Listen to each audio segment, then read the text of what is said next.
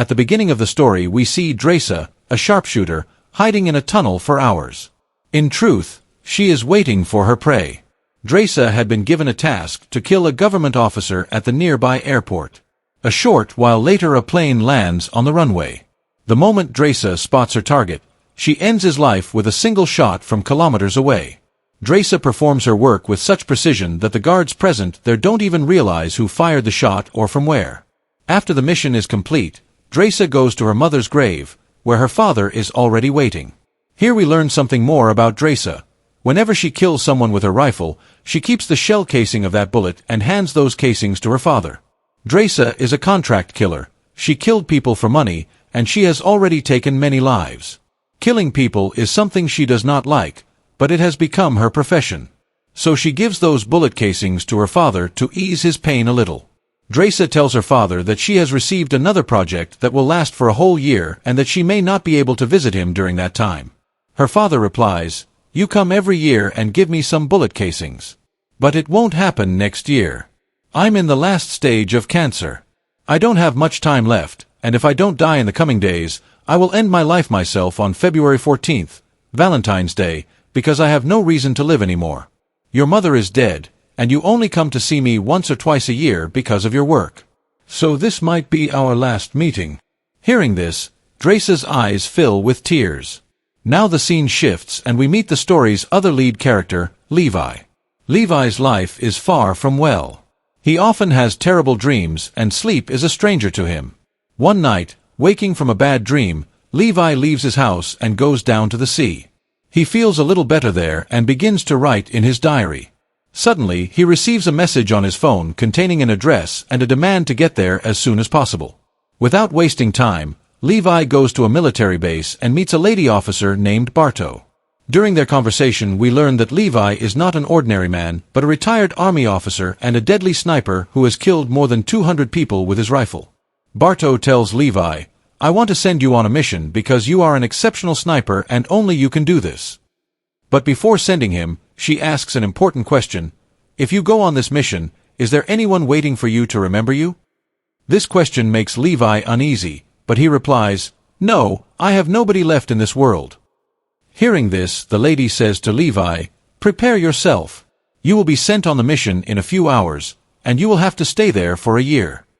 Levi is then rendered unconscious, and when he opens his eyes he finds himself on an airplane. He cannot understand where he is being taken or what kind of mission he has been assigned. He asks a soldier present, "Where are we going?" But the soldier gives him no answer, only instructing him to hand over his ID and watch, saying he will get them back when the mission is complete. A little later, the soldier tells him that it is time to get off the plane, and that they are about to enter a no-flying zone. From there, Levi will have to walk 32 kilometers north on foot to reach his mission location. Levi still wonders where they are going and asks again, but the soldier replies, "I don't have permission to tell you. There's a microphone in my uniform. If I tell you about this place, I could be fired or even killed." Hearing that makes Levi's throat tighten. Levi is given a parachute. When the plane door opens he jumps and lands safely. But the real game is just beginning. The 32-kilometer trek takes Levi 2 days on foot, and after this long journey he finally arrives at the place. He sees that it is a very desolate area. There are no people, not even birds. There he meets a man named JD, who has just finished a 1-year mission here and will be relieved by Levi. JD leads Levi to a watchtower. Reaching the top of the tower, Levi still cannot understand what his duty is. When he asks JD, JD explains that there is a very deep chasm here named God. It is a mysterious and bottomless pit that no one has reached the bottom of. Levi's task is simple: guard the edge of this chasm. JD then tells him the strict rules. You can only call headquarters once a month. No matter what happens, do not expect to reconnect with the outside world. This tower is called the West Tower. Directly opposite is the East Tower, which belongs to Russia, and a guard is posted there too. But no contact is allowed between you. Focus only on your duty. Be ready for danger at all times because you can be attacked at any moment. There are automatic guns and countless landmines below. If the automatic guns run out of ammunition, always keep them reloaded because they will be vital during an attack. And one last thing, if you ever hear a loud siren, Run away immediately without thinking. JD admits he doesn't know why that order exists. He was just repeating what the previous worker told him. Levi listens carefully to everything, but he still asks, what is so important here that requires such strict security? JD takes out a grenade and throws it into the deep chasm. When the grenade explodes deep down, a strange, terrifying sound echoes up, a sound nothing like a human's. JD tells Levi, the sound you hear comes from creatures we call Hollomen. They live inside this pit, and your duty is to prevent any creature from coming out. It is said that in 1940 the U.S. Army's 2,400. The Army had once sent 2,400 soldiers into that pit to destroy all the creatures living inside. But not a single one of them ever came back alive. After explaining everything, JD prepared to leave because his one-year duty was finally over. Levi was now the one who had to take his place for the next year. JD said goodbye to Levi and started heading home, happy that after a long year, he was finally going back. But he had no idea that something was waiting for him that would freeze the blood in his veins. When JD reached the pickup location, he lit a cigarette as a helicopter arrived to take him. The helicopter dropped down a rope, and JD began climbing up. Once he reached near the door, a soldier inside asked for his identity. As soon as JD confirmed who he was, the soldier shot him point blank and then cut the rope, sending his body falling into the void below. It was now clear, whoever came to this place never left alive. The next day, Levi began his duty. He checked the reports, reloaded the automatic guns, and made sure everything was ready. Days passed, and then a month. Loneliness started to creep in. Levi began to wonder if he really had to live here alone for an entire year. No conversation, no entertainment, nothing but silence and the sound of the wind. To pass the time, he opened the old cabinet and found books inside. As he pulled them out, he noticed some notes scribbled on the back wall, notes written by the people who had been stationed there before him. Every note spoke of fear, loneliness, and the horror of the Hollomen. One day, Levi heard the sound of machinery from across the chasm. Curious, he picked up his telescope and looked toward the east tower. Through the lens, he saw a woman. It was Drasa. She had been assigned to that tower because of her remarkable sniping skills. The moment Levi saw her, he couldn't look away. But communication between the two towers was strictly forbidden. Drasa, too, noticed him from across the chasm. Days passed as both wondered if they should talk to each other. Then came Drasa's birthday. Surrounded by silence, she felt a desperate need to talk to someone. She took a whiteboard and wrote, "What's your name?" Levi hesitated. Rules didn't allow sharing names. But Drasa smiled and wrote hers anyway, "My name is Drasa." Levi couldn't resist and wrote his name too. Drasa then said it was her birthday and began to dance to celebrate. She asked Levi, "Do you know how to dance?" Levi replied, "No, I don't know how to dance at all." She smiled and asked, "Then what are you good at?" Levi wrote back, "I can shoot a little." To test him, Drasa placed a small bottle on her tower's edge. Levi took aim from across the gap and shattered it with a single bullet. Not to be outdone, Drasa picked up her rifle and shot a bottle placed near Levi's tower, a perfect hit. Levi realized she wasn't just any woman, she was a deadly sniper. Slowly, they began communicating more, understanding each other through gestures and boards. One day, as they were talking, Drasa suddenly looked down toward the pit and saw movement. Creatures, the Hollomen, were climbing rapidly toward Levi's tower. She quickly alerted him, shouting across, "Look down! They're coming toward you!" Levi glanced below and froze. Hundreds of creatures were crawling upward. He grabbed his sniper rifle and began firing one by one, but there were too many. Drasa joined in, unleashing bullets from her machine gun. Soon, the creatures turned toward her tower as well. Both of them fought fiercely, shooting from their respective towers. When one creature climbed close to Drasa and was about to strike, Levi took a long shot from across the chasm and blew its head apart. After that, they both realized they could only survive this nightmare if they fought together. When the attack was over, Drasa smiled and wrote, "This was the best birthday of my life." The next morning, Levi went down to repair the landmines and reload the guns. Suddenly, a drone emerged from the pit. It hovered, scanning Levi in a strange mechanical way before disappearing back into the depths. Levi was stunned. He couldn't understand who had sent it or why. Days turned into weeks, and weeks into months. The two of them were no longer lonely. They had each other. But then came February 14th, Valentine's Day. Drasa looked sad and distant. She remembered her father's words. If cancer didn't take him, he would end his life on this date.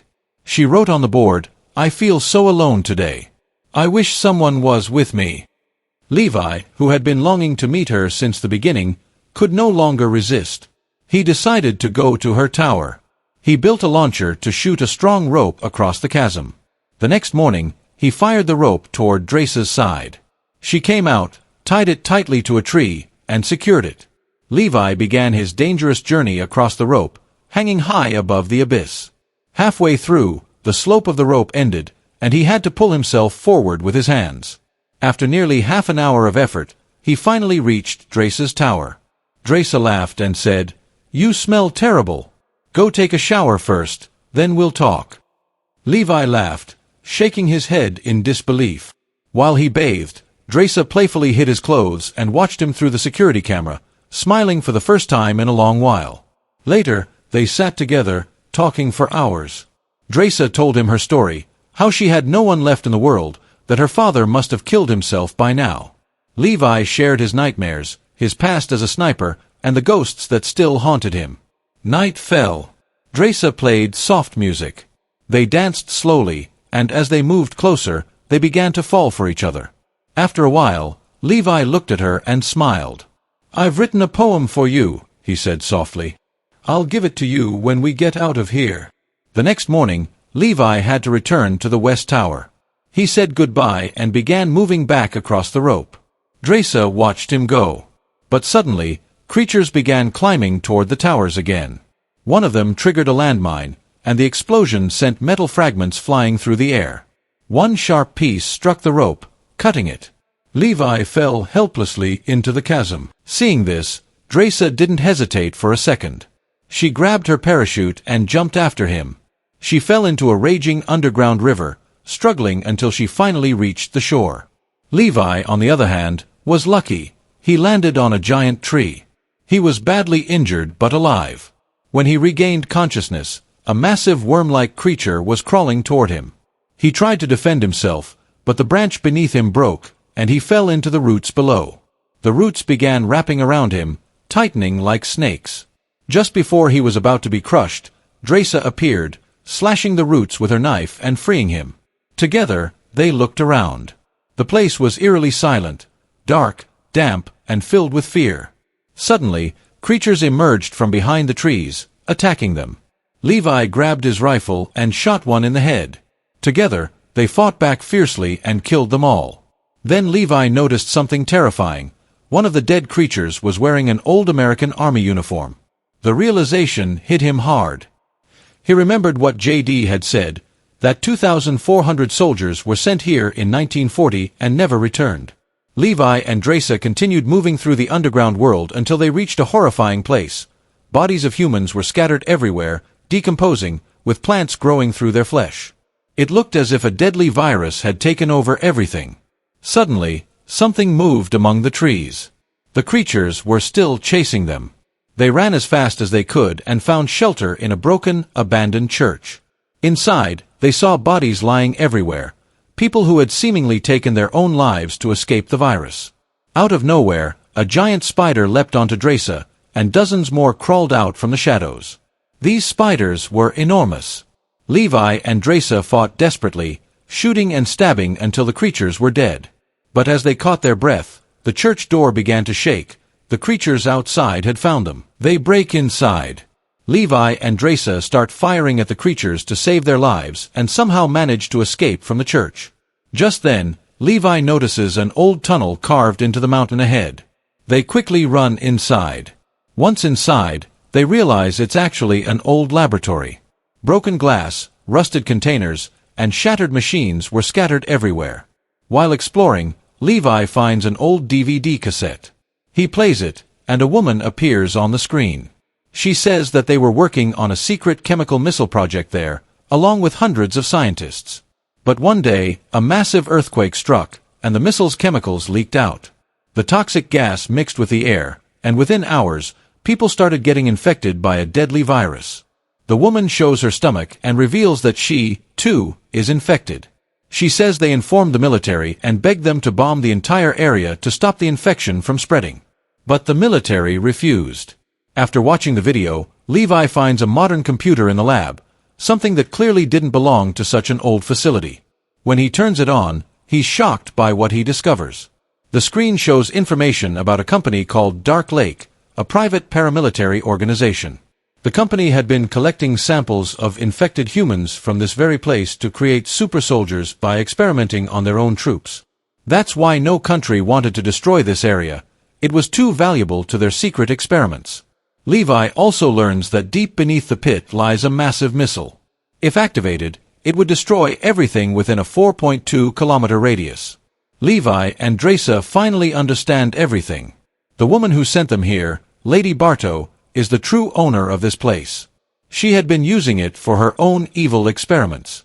And to keep it secret, she always chose soldiers with no family or anyone who would look for them. After 1 year of service, each guard was killed, just like JD, so that no one could ever tell the world what really happens here. As Levi and Drasa prepare to leave, a monstrous creature on horseback suddenly appears. It throws a rope around Drasa and drags her away. Levi runs everywhere looking for her but can't find her. Then he reaches a huge chamber. Inside it, the massive missile stands, the same one mentioned in the Dark Lake computer files. Everything becomes clear. Those guards who warned that if the siren ever sounded, they must run, they were actually talking about this missile. Meanwhile, Drasa struggles to free herself from the creature's grasp. After a fierce fight, she finally manages to escape. As soon as she's free, the creature attacks again, but Levi arrives just in time. Together, they fight the beast and set it on fire, burning it alive. Now, they must find a way out. But ahead lies an even more dangerous area, a twisted landscape where humans and plants have fused together, as if part of some horrifying experiment. Moving carefully, they try to cross, but Drasa slips, triggering the mutant plants. The vines wrap around her, trapping her tightly. Levi rushes forward with all his strength, cuts her free, and uses a bomb to destroy the entire plant system. After escaping, they find an old garage with a jeep inside. They jump in and speed away. A little further ahead, they see a thick rope leading up to the watchtower. But the creatures have followed them. If they climb the rope by hand, the monsters will kill them before they reach the top. So Levi ties the jeep to the rope. That way, they can climb inside the jeep while fighting off the creatures. As the monsters attack, a brutal battle breaks out. The creatures outnumber them, overwhelming them. Thinking fast, Levi opens the jeep's fuel tank, spilling gasoline all over the creatures, then sets it ablaze, burning them all to ashes.